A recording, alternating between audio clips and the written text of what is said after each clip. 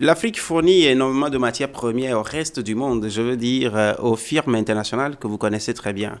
Alors au terme des matières premières, au rang des matières premières que produit l'Afrique, c'est le cacao qui retient notre attention aujourd'hui. Le cacao évidemment qui sert à fabriquer le joli chocolat que vous adorez manger bien. Alors si autrefois il était considéré que le chocolat ne peut qu'être produit à l'extérieur de l'Afrique pour venir nous revendre ça un peu plus cher, aujourd'hui c'est possible de transformer le chocolat sur place et ça c'est l'initiative d'un jeune Togolais que j'ai l'honneur de recevoir avec moi ici en plateau. Sur le plateau, il s'appelle Monsieur Eric Aboku. Bonjour.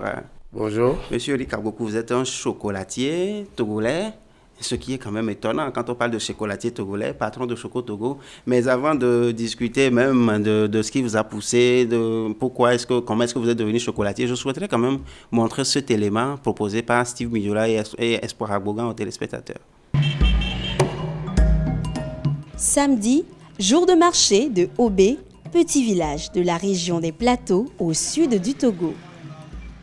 Femmes, hommes, enfants et même les personnes du troisième âge ont renoncé à leurs activités quotidiennes pour répondre à l'invitation de Choco Togo et ses partenaires. La coopérative Choco Togo, spécialisée dans la transformation du cacao en chocolat, et ses partenaires ont décidé d'apprendre aux populations des villages producteurs de café et du cacao la fabrication du chocolat, du café et d'autres produits dérivés du café et du cacao. Alliant la pratique à la théorie, Eric Agboku, le responsable de Choco Togo, explique à la population de Obé, essentiellement productrice de cacao et du café, l'importance de transformer sur place les produits locaux. Pour Eric, l'enjeu est à la fois économique, sanitaire et social. Il est aberrant et parfois même incompréhensible. Et je pourrais me dire que si je vous le dis, vous allez me dire également. C'est que ils produisent le café, ils produisent le cacao, mais eux-mêmes n'en mangent pas. Et ils ne savent même pas. Ça c'est un. Le pire, au moins pour le café, ils savent que ça se transforme. Mais pour le cacao, ils n'ont jamais su ils n'ont jamais su ce que leur cacao devient. Et le pire, c'est qu'eux-mêmes ne connaissent pas le chocolat et ils n'en mangent même pas. Toutes les vertus que le cacao comporte, les producteurs n'en bénéficient pas. Donc, c'est ça qui nous a poussé à dire il faut mettre le producteur au centre du cacao pour pouvoir garantir la qualité des fèves produites chaque année. Donc, une fois qu'il va commencer par consommer, ça va améliorer d'abord sa santé, il va faire économie du point de vue pharmacie, il va moins tomber malade, sa famille sera en bonne santé et il va encore produire plus. Un chocolatier togolais, c'est bizarre, n'est-ce pas? Oui, en tout cas, premièrement, je n'ai pas eu une formation de chocolaterie. Je suis psychologue de formation. Donc, mes amis m'appellent Si Chocolatier. Si Chocolatier. Ouais. Comment est-ce qu'un psychologue produit du chocolat? C'est pas quelle magie? Non, ce n'est pas de la magie. C'est plutôt une réaction face à un problème. Actuellement, vous venez de le dire. L'Afrique est fixée à produire de la matière première. Et au rang de ces matières premières, nous avons le cacao. Et ces matières premières, lorsqu'elles sont produites, ne sont pas transformées localement. Elles sont directement exportées. Et puisque c'est exporté, ça nous revient en tant que produit manufacturé. Et il y a un gap. Il y a un fossé entre la matière première le produit fini qui est revendu. Et donc, vous dites que l'initiative Choco Togo, en fait, c'est une réaction. Exactement. Nous voudrons vraiment corriger ça. Relever le défi de la transformation sur place. Au-delà du défi, au fait, c'est quoi? Dans le jargon de la chocolaterie, du cacao, on parle des pays exportateurs et on parle des pays transformateurs. Et au-delà de ça, on parle des pays consommateurs. Et quand nous voyons dans tout cela, les pays exportateurs, c'est ceux-là qui exportent la matière brute du cacao et qui sont vendus à un prix très moins cher.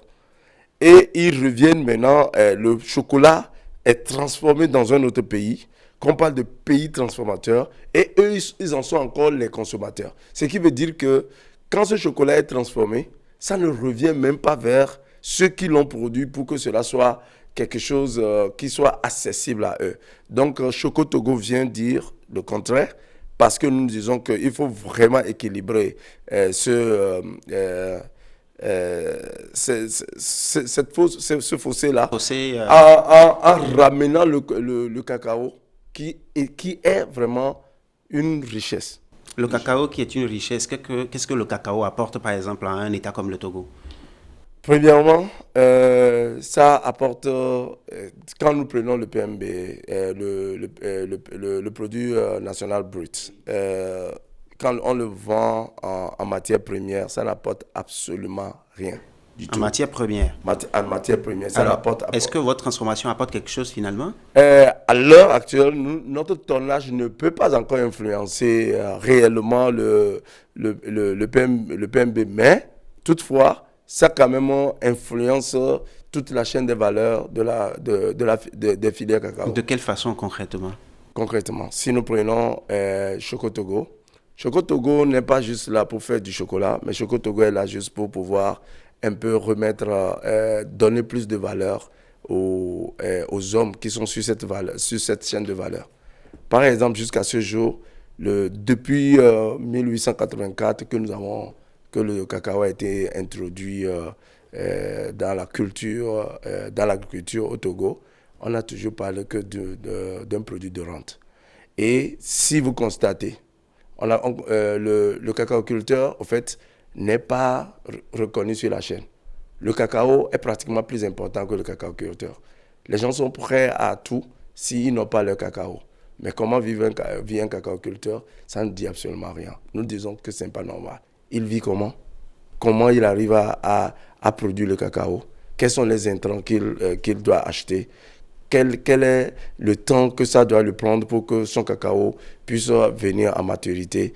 Et combien va coûter ce cacao? Et malheureusement, nous avons constaté que le prix du cacao n'a jamais été fixé par le cacaoculteur, mais a été fixé par l'acheteur. Justement, je pense que quand vous parlez de le cacaoculteur doit être reconsidéré à sa juste valeur, vous venez un peu comme quelqu'un qui vient rendre justice aux gens qui sont dans ce domaine-là. Et je dois dire aux téléspectateurs que vous, du côté de Choco Togo, votre initiative arrive même jusqu'à acheter le prix doublement par rapport à ce qui se vend. C'est-à-dire que si les grands films, je donne un exemple banal pour essayer de caricaturer ça aux téléspectateurs, si c'est à 0 francs, enfin si c'est à 50 francs, que les firmes internationales payent ce cacao-là, vous l'achetez plutôt à 100 francs. Oui, exactement. Et nous, premièrement, nous ne voulons pas... On a fixé le prix au double juste pour que ici, dans la filière, qu'on ne dise pas qu'on est en train de saboter, on est en train de faire quoi. Mais juste, je vais vous donner un exemple. Qui fait une affaire et qui ne peut pas savoir d'avance quel est le prix de revient de ce qu'il produit? Je prends un exemple. Le cacaoculteur, au début de l'année, il va acheter des intrants, il va acheter des engrais, il va entretenir son champ. Et le pire, si nous faisons la culture bio, il ne peut pas utiliser des pesticides. Et malgré toutes ces choses-là, à la fin, le cacaoculteur ne sait pas, à la veille, 2 semaines avant la campagne, la proclamation de la campagne, le cacaoculteur ne sait pas combien son cacao sera vendu. Ça, supposez que quelqu'un qui veut aller faire des affaires, vous allez sur le marché, en amenant votre produit sur le marché, vous ne savez pas combien le produit va coûter. C'est l'acheteur qui viendra et qui va vous dire que le produit va être vendu pour cette année à tel prix. C'est ce que nos parents ont vécu pendant au moins 100 ans. 100 ans. C'est-à-dire que ça fait que des gens sont, au début, jusqu'à la dernière minute, ils sont frustrés. Ils ne sont pas prêts à investir. On ne peut pas leur parler de qualité. Premièrement, ils ne savent même pas ce qu'on fait avec ce Et cacao. je pense que vous avez des conditions, il y a des conditions qui vont avec, non? C'est-à-dire que Oui. vous achetez ça doublement avec Oui. certaines conditions. Oui, mais les conditions que nous sommes en train de proposer, c'est les conditions biologiques. C'est-à-dire, nous ne voulons pas qu'ils utilisent la pepticide, qu'ils utilisent les insecticides, qu'ils utilisent des produits chimiques. Et ces produits chimiques, ce n'est pas seulement pour le cacao, c'est pour leur vie. En gros, vous êtes en train de nous dire que vous achetez ça doublement et que votre chocolat, c'est un chocolat bio. Exactement. C'est un chocolat qui n'utilise pas de chimiques. Et même nous, dans la production, nous ne mettons rien du tout qui est chimique.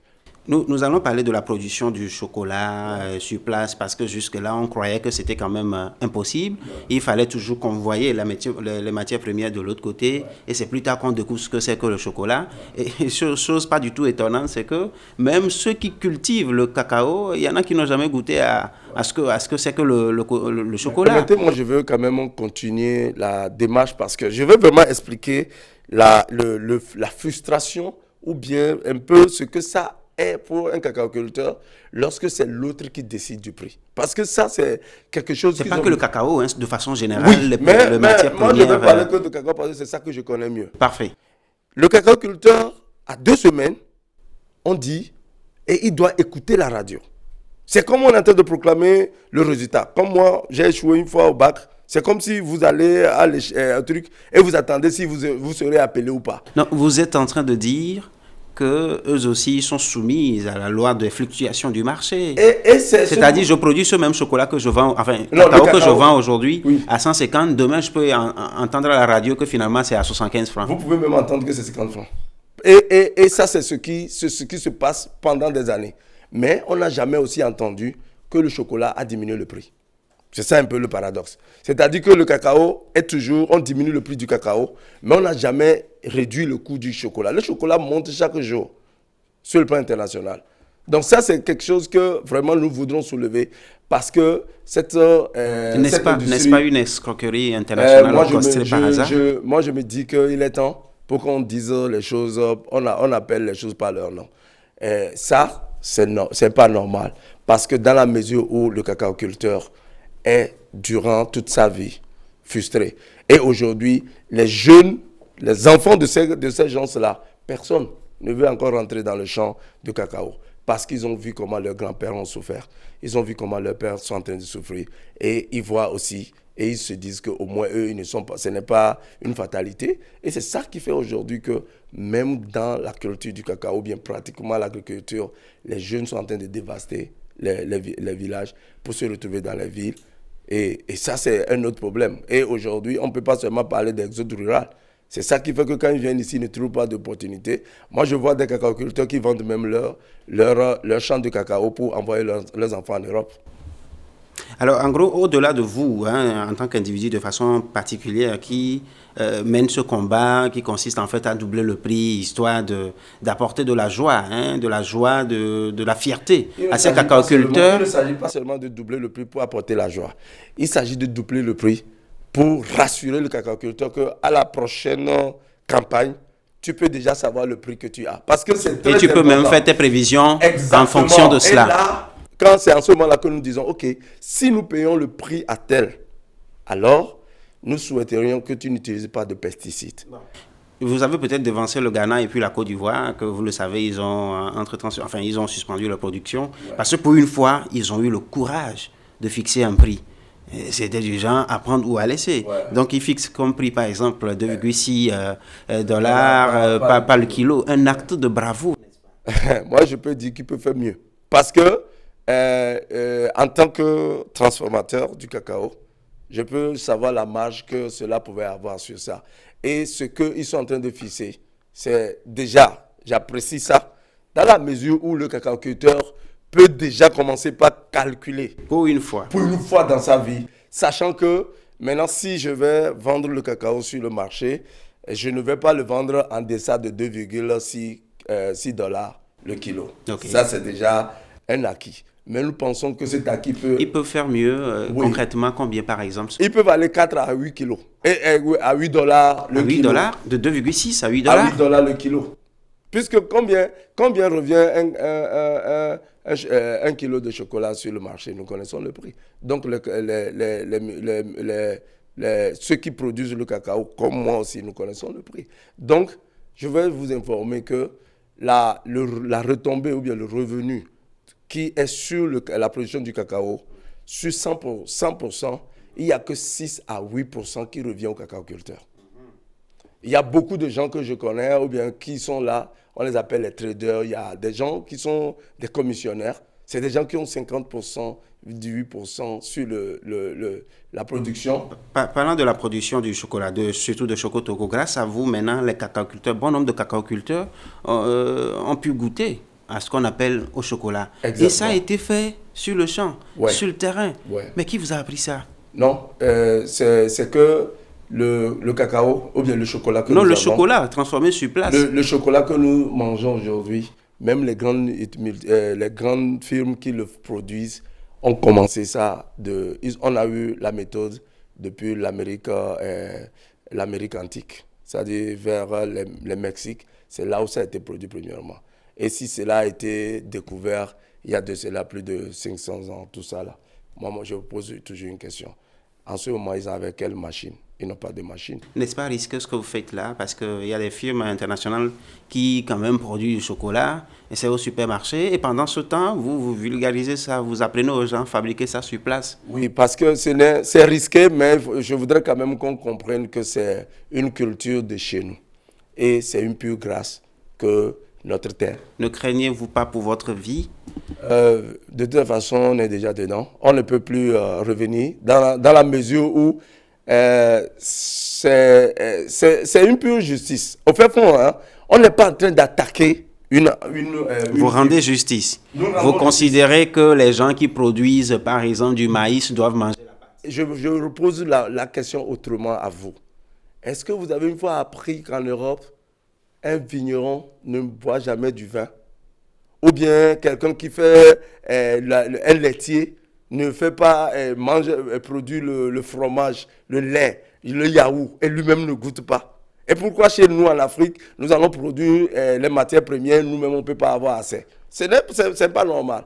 De toute façon, il y a une chose que nous devons savoir dans tout cela, c'est que le cacaoculteur est plus important que le cacao. Le cacaoculteur est plus important que le cacao, ça c'est un refrain qui revient très souvent. Mais dites-moi, votre chocolat en supermarché, avec tout ce que nous avons, la concurrence, oui, est-ce que vous en sortez? Oui, de toute façon, on a fait 4 ans sans avoir de bénéfices. Mais dans ça, il y a quelque chose qui fait notre fierté. Première chose, nous, pour commencer, je suis allé en Amérique et je suis allé vraiment au niveau de... j'ai visité une grande entreprise. Et quand on nous présente les machines, je vous en prie, quand vous regardez ça, vous allez être déçus. Vous allez vous dire que vous ne pouvez jamais faire du chocolat. Donc, on revient ici pour dire non, ce n'est pas normal. On peut faire du chocolat fait maison. Vous avez démystifié. Exactement. Et là, on veut démystifier ça en formant aussi les cacaoculteurs. Et en faisant ça, ce n'est pas juste pour... on n'est pas en train de faire une révolution, mais juste permettre aux cacaoculteurs d'avoir accès d'abord au chocolat, avec toutes les vertus que cela pouvait apporter le cacao. Mais la seconde chose aussi, c'est que ça améliore la qualité du cacao. Parce que quand le cacaoculteur mange, dans son champ, il y a diverses variétés.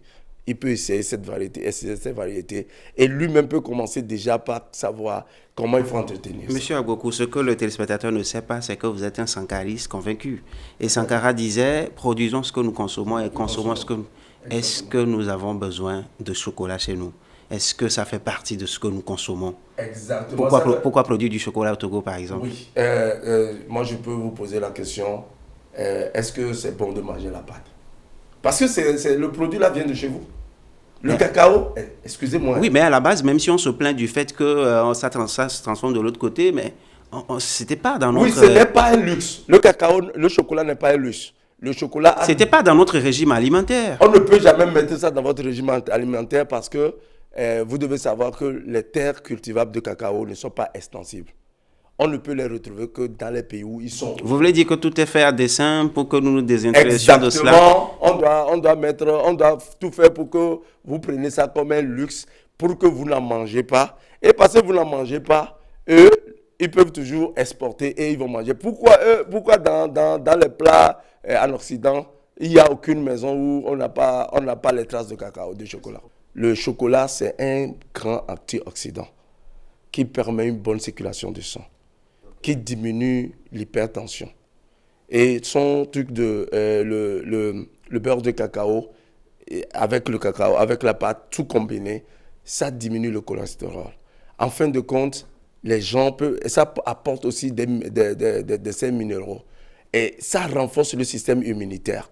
Tout ce que je suis en train de donner là, nous, on ne le trouve pas, ces choses-là, on ne les trouve pas dans la culture naturelle, c'est-à-dire dans le cacao. Maintenant, nous, on vend le cacao et on nous envoie des médicaments pour renforcer notre système immunitaire. C'est là où on s'est dit que non. L'argent que le cacaoculteur peut utiliser à l'hôpital, il peut l'utiliser juste en préparant du chocolat. Lui-même, du chocolat. Et je vous en prie, on peut manger le chocolat, pas seulement cru. On peut faire la pâte au chocolat. On peut faire la bouillie au chocolat. Nous avons chez nous les bouillies qu'on appelle coco, on appelle aklusokbon. Il fallait seulement mettre ça dedans. Si nous buvons la bouillie et nous mettons arachide dedans. Aujourd'hui, on peut aussi mettre les fèves de cacao dedans et manger.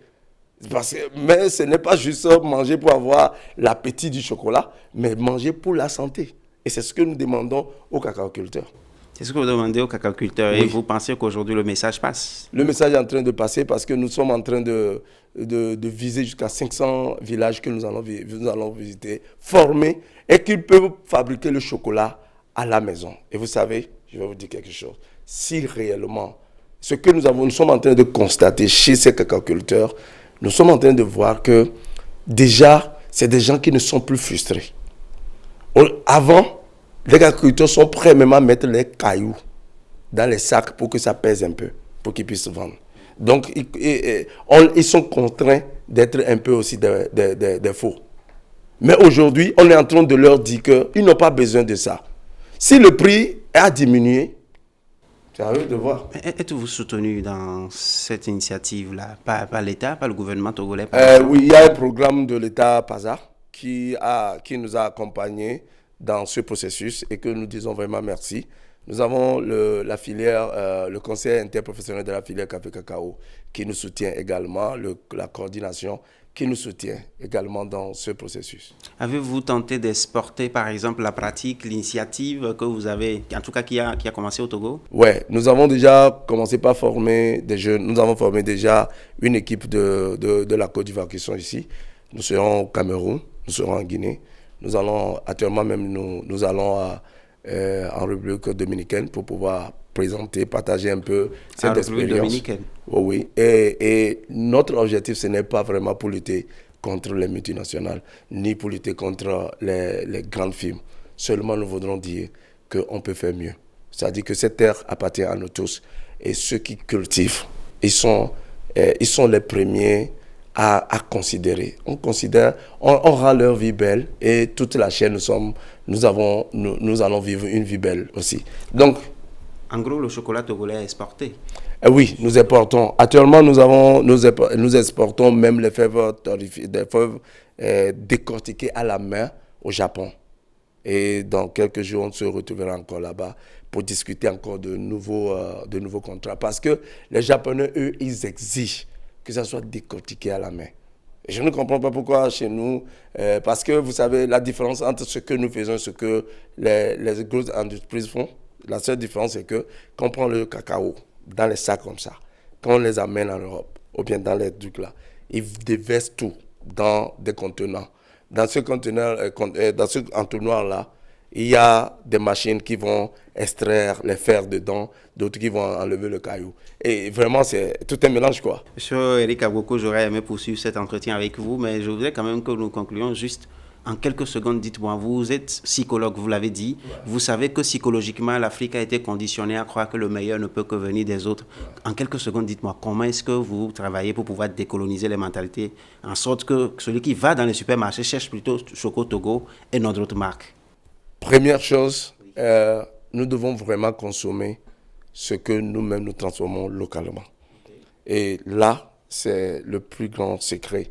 La seconde chose que nous voulons dire à nos frères, ce qui est consommé localement, ou bien qui est transformé localement, s'ils en mangent et qu'il y a un problème, on peut facilement interpeller les fabricants. Les producteurs, oui. Mais si vous prenez n'importe quoi venir de n'importe quoi, vous ne saurez pas à qui vous plaindre. Ça, c'est exactement ça. Merci beaucoup, Monsieur Eric Aboku. Je rappelle aux téléspectateurs qui nous ont suivis en cours de route que vous êtes un chocolatier togolais, patron de Choco Togo, et que pour une fois, vous apprenez aux cacaoculteurs à produire eux-mêmes du chocolat sur place. Merci de nous avoir enrichis avec cette belle expérience. Notre plateau sera toujours à vous pour d'autres expériences également. Merci beaucoup. Alors, chers téléspectateurs, j'espère que pour une fois, vous aussi, vous avez appris à fabriquer du chocolat. S'il y en a qui ont raté le début de l'émission, eh bien, venez me voir pour que je puisse vous apprendre. Mais moi, je ne le ferai pas gratuitement. Je ne suis pas M. Eric Aboku. Donc, à la prochaine.